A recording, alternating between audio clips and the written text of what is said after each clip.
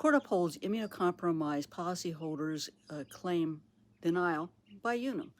Now, let me tell you the story of a woman by the name of Ms. Marseille, who was immunocompromised, and she was ultimately working at home with a decreased schedule, obviously working remotely. She applied for her disability insurance benefits, and UNUM ultimately denied her claim and her appeal. Ultimately, this case ended up in federal court. One of the first things we need to understand about cases is what is the standard of review. And in most ERISA cases, the standard of review is what's called arbitrary and capricious, which means that the judge has a golden handcuff on their ability to overturn a wrongful denial. The arbitrary and capricious standard basically says that the court has to uphold a claim's denial if there is a reasonable basis that's based on a reasoned process. What happens in a case like this? Well, the judge is going to be looking at medical records and potentially employment records. And in this particular case,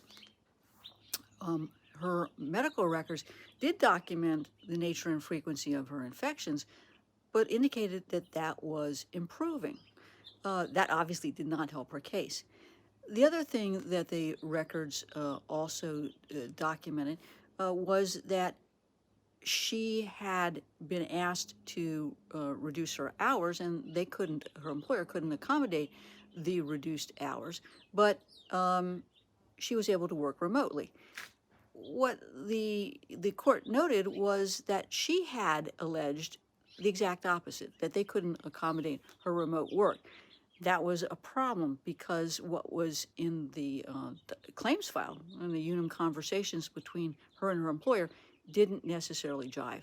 Now, the other issue, of course, is that disability carriers always use what I call liar-for-hire peer-review doctors.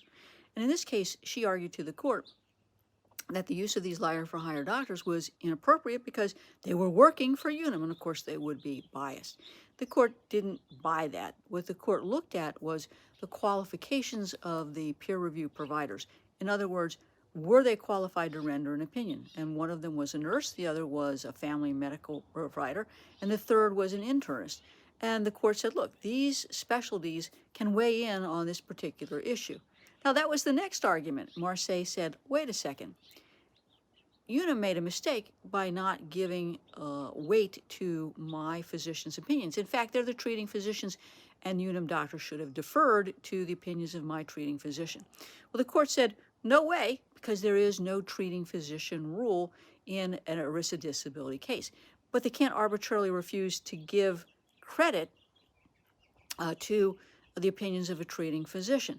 Now, once they've given credit to it, that doesn't mean that you're necessarily going to win, because ultimately UNUM has the ability to decide whose opinion they're going to accept, the treating physician's opinion or their peer review doctor's opinions. Now, of course, we know what that's going to be.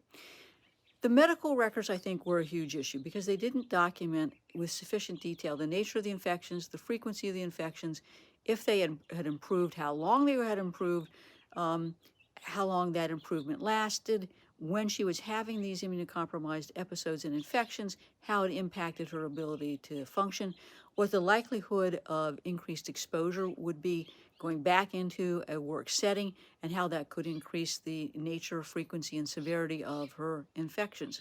So that medical was not well developed. And of course, as I've said, what she alleged as the basis of the lack of accommodations wasn't consistent with the facts of the case. You know, not having access to remote work is one thing, but having the employer reduce your hours to part-time is another. Who really cares about the reduction in the hours? It's the access to remote work.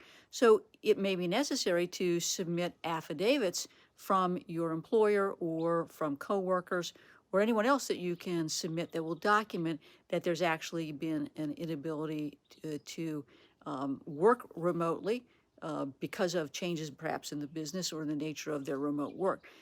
But you need to address those two issues from a medical standpoint and a workplace standpoint. And unfortunately, the judge upheld this denial. If you have an issue or a question about your ERISA disability benefits and you're immunocompromised, please give us a call at 727-894-3188. I can help you get the disability benefits you deserve because of immunocompromised issues, regardless of where you live in the United States and regardless of who your disability carrier might be.